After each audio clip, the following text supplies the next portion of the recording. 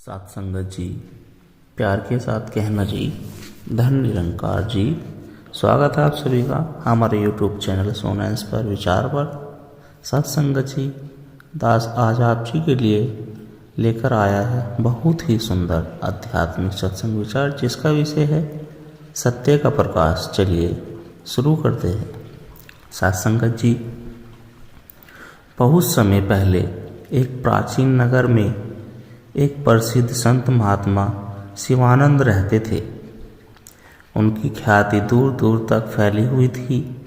लोग अपने दुखों का समाधान पाने और आध्यात्मिक ज्ञान प्राप्त करने के लिए उनके पास आते थे। उसी नगर में एक धनी व्यापारी राजेश्वर भी रहता था। उसके पास अपार संपत्ति थी, लेकिन फिर भी वह हमेशा शांत और दुखी रहता था। उसे हर समय भय सताता था कि कहीं उसकी संपत्ति लूट न जाए, उसका मान सम्मान खत्म हो जाए। उसने कई जगहों पर शांति की तलाश की, लेकिन उसे सुकून नहीं मिला। एक दिन किसी ने उसे महात्मा शिवानंद के बारे में बताया। वह तुरंत संत के आश्रम पहुंचा और बोला, गुरुदेव, मेरे पास सब कुछ है, फिर भी मुझे शांति नहीं मिलती। कृपया मुझे बताइए, सच्चा सुख और शांति कैसे प्राप्त होती है।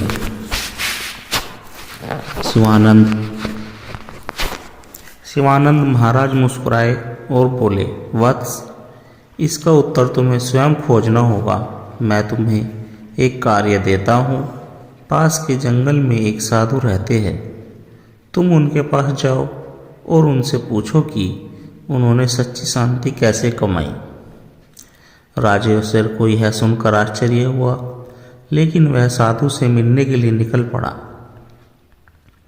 राजेश्वर जंगल में पहुंचा और देखा कि साधु एक कुटिया में रहते थे। उनके पास कोई धन संपत्ति नहीं थी, फिर भी उनके चेहरे पर अपार शांति थी। राजेश्वर ने पूछा, महात्मा जी, आपके पास न धन है, न घर है, न परिवार, फिर भी आप इतने शांत और आनंदित क्यों हैं? साधु ने मुस्कुराते हुए कहा, बेटा, मैं रोज एक नियम का पालन करता हूँ। जो भी मेरे पास आता है, मैं उसे कुछ न कुछ दे देता हूँ, चाहे वह प्रेम हो, सेवा हो या आशीर्वाद। बदले में मैं कुछ भी पाने की अपेक्षा नहीं रखता। जब मैंने स्वयं का त्याग कर दिया, तभी मुझे शांति मिली। राजेश्वर ने यह सुनकर, क्या सच में त्याग और सेवा से शांति मिल सकती है? वह संशय में पड़ गया। साधु ने उसे एक चमकता हीरा दिया और कहा, इसे अपने पास रखो और 3 दिन बाद वापस आओ, लेकिन ध्यान रहे इस हीरे को कोई देख न पाए। राजेश्वर ने हीरा लिया और अपने घर लौट आया। पहले ही दिन उसे हर समय इस बात का डर सताने लगा कि कोई इस हीरे को चुरा न ले। वह रात भर सो नहीं पाया। दूसरे दिन उसे लगा कि कोई उसका पीछा कर रहा है। वह अत्यधिक चिंतित रहने लगा। तीसरे दिन वह थक कर साधु के पास लौटा और बोला, महात्मा जी, मैं बहुत परेशान हूँ। जब तक यह हीरा मेरे पास था, मुझे केवल चिंता और भय ही सताता रहा। साधु मुस्कुराए और बोले, यही तुम्हारे प्रश्न का उत्तर है।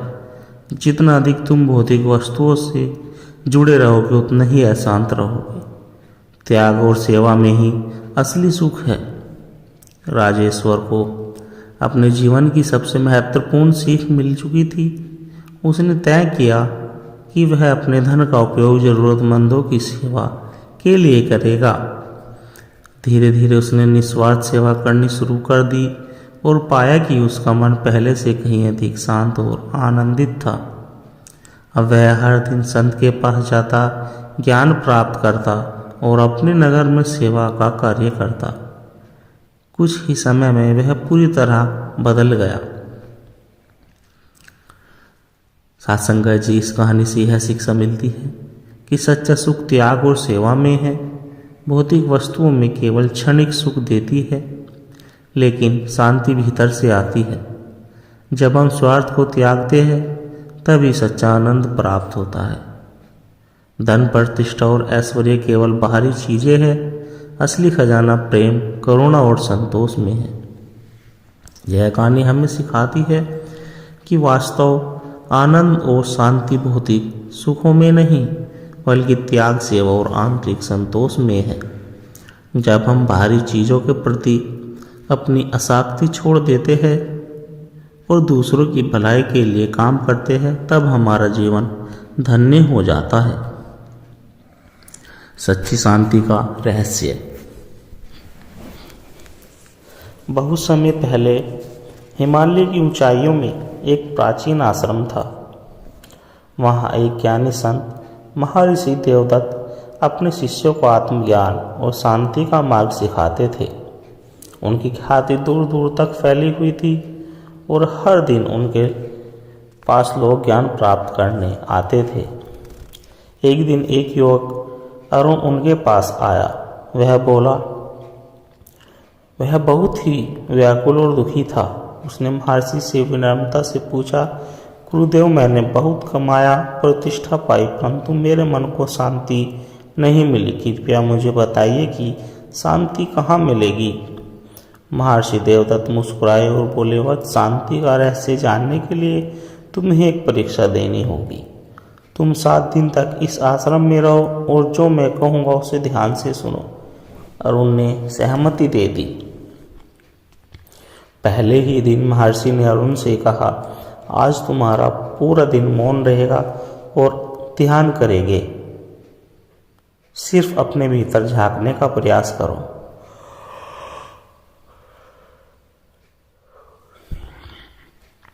शुरुआत में अरुण को कठिनाई हुई। उसके मन में अनेक विचार आ रहे थे, लेकिन धीरे धीरे उसने महसूस किया कि उसका मन शांत हो रहा है।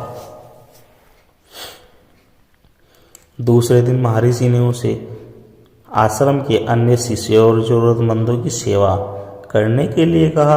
अरुण ने बिना किसी स्वार्थ के दूसरों की मदद की और उसे पहली बार आनंद का अनुभव हुआ। तीसरे दिन महर्षि ने अरुण को एक नदी के किनारे भेजा और कहा, इस प्रवाह को देखो, यह निरंतर बढ़ती रहती है। जीवन भी ऐसे ही है, इसे रोका नहीं जा सकता। जब तुम प्रवाह के साथ चलना सीखोगे तभी शांति मिलेगी। अरुण ने नदी को ध्यान से देखा और समझ गया कि जीवन को जबरदस्ती नियंत्रित करने की कोशिश करने से ही अशांति उत्पन्न होती है। 7वें दिन महर्षि ने अरुण से कहा, तुम्हारे पास जो भी सबसे प्रिय वस्तु है उसे त्याग दो। अरुण के पास एक सोने का सिक्का था जिसे वह अपनी सौभाग्य की निशानी मानता था, लेकिन गुरु के आदेश पर उसने उसे त्याग दिया। आश्चर्यजनक रूप से उसने अपने भीतर एक अद्भुत हल्केपन और स्वतंत्रता का अनुभव किया। महर्षि देवदत्त बोले, सच्ची शांति बाहरी चीजों में नहीं बल्कि तुम्हारे भीतर है। जब तुम मौन को अपनाते हो, निस्वार्थ सेवा करते हो, जीवन के प्रवाह को स्वीकार करते हो और मोह को त्यागते हो, तब तुम सच्ची शांति प्राप्त कर सकते हो। अरुण ने यह समझ लिया और उसने अपने जीवन को पूरी तरह बदल लिया। अब वह न तो धन के पीछे भागता, न ही बाहरी सुखों की खोज करता, बल्कि हर क्षण को स्वीकार करके जीता था। इस कहानी से यह शिक्षा प्राप्त होती है। यह कहानी हमें सिखाती है कि सच्ची शांति बाहरी दुनिया में नहीं बल्कि हमारे भीतर स्वयं में है। जब हम ध्यान, सेवा, स्वीकृति और त्याग को अपनाते हैं, तब हम वास्तविक शांति का अनुभव करते हैं। सत्संग का जी आत्मज्ञान और शांति का मार्ग। सत्संग का अर्थ है सत्य का संग। जब हम सच्चे ज्ञान, आत्मिक शांति और ईश्वरीय प्रेम से जुड़ते हैं तो हमारा जीवन रूपांतरित हो जाता है। जीवन में हर कोई सुख, शांति और प्रेम की खोज में भटकता रहता है, लेकिन असली शांति बाहरी चीज़ों में नहीं बल्कि हमारे भीतर छुपी होती है। भागवत गीता में श्री कृष्ण अर्जुन से कहते हैं, आत्मा कभी नहीं जन्म लेती और न ही इसकी कभी मृत्यु होती है। हम शरीर नहीं हैं, हम आत्मा हैं। जब तक हम इस रहस्य को नहीं समझते तब तक हमारा मन मोह, अहंकार और भौतिक सुखों की दौड़ में उलझा रहता है। हमें शरीर नहीं बल्कि आत्मा की उन्नति पर ध्यान देना चाहिए। आत्मा अमर है, इसे कोई नष्ट नहीं कर सकता। जब हम आत्मा के ज्ञान को समझ लेते हैं तब संसार के दुख हमें प्रभावित नहीं करते। मनुष्य का सबसे बड़ा शत्रु उसका शांत मन है। यदि मन को नियंत्रित कर लिया जाए तो जीवन में सुख और शांति अपने आप आ जाते हैं। एक राजा, उदाहरण के लिए एक राजा था जिसे हर समय चिंता रहती थी। एक संत ने उसे कहा, राजन, यदि तुम सच्ची शांति चाहते हो तो बस एक बार नियम का पालन करो, जब तक आवश्यक न हो सोचो मत। राजा ने इस पर अभ्यास किया और पाया कि जब वह बेवजह की चिंताओं को छोड़ देता था तो उसका मन हल्का और प्रसन्न हो जाता था। मन को साधने के लिए ध्यान और सत्संग आवश्यक है। अनावश्यक चिंताओं से बचे, क्योंकि अधिक सोचने से दुख बढ़ता है। वर्तमान क्षण में जीना सीखे, यही सच्चा आनंद है। भगवान श्री राम, श्री कृष्ण और सभी महान संतों ने प्रेम और सेवा का संदेश दिया है। जब हम सेवा करते हैं तो हमारा अहंकार नष्ट होता है और आत्मा की शांति और आत्मा को शक्ति प्रकट होती है। दूसरों की निस्वार्थ सेवा करें, इससे आत्मिक संतोष प्राप्त होता है। अपने परिवार, समाज और प्रकृति के प्रति प्रेम भाव रखें। सच्चा धर्म सेवा और करुणा में न कि केवल कर्म कांड में है।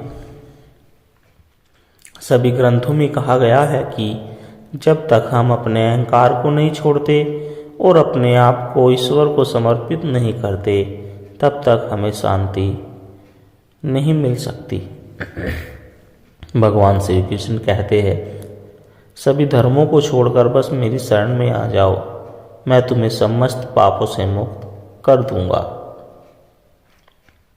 साथ संगत जी, ईश्वर में पूर्ण विश्वास और समर्पण ही आध्यात्मिक उन्नति का मार्ग है। हमें अपनी समस्याओं को ईश्वर पर छोड़ना चाहिए, धैर्य और श्रद्धा के साथ आगे बढ़ना चाहिए। जब हम समर्पण की भावना अपनाते हैं तो हमारे भीतर से भय और तनाव समाप्त हो जाता है। मनुष्य हमेशा अधिक पाने की लालसा में दुखी रहता है, लेकिन जिसने संतोष अपना लिया वह सबसे बड़ा धनी है। एक संत के पास, उदाहरण के लिए एक संत के पास बहुत से लोग आते थे। एक दिन एक व्यक्ति ने पूछा, गुरुदेव, आपके पास कुछ भी नहीं है, फिर भी आप इतने प्रसन्न रहते हैं। संत मुस्कुराए और बोले, मैंने अपनी इच्छाओं को त्याग कर दिया है, इसलिए मैं सबसे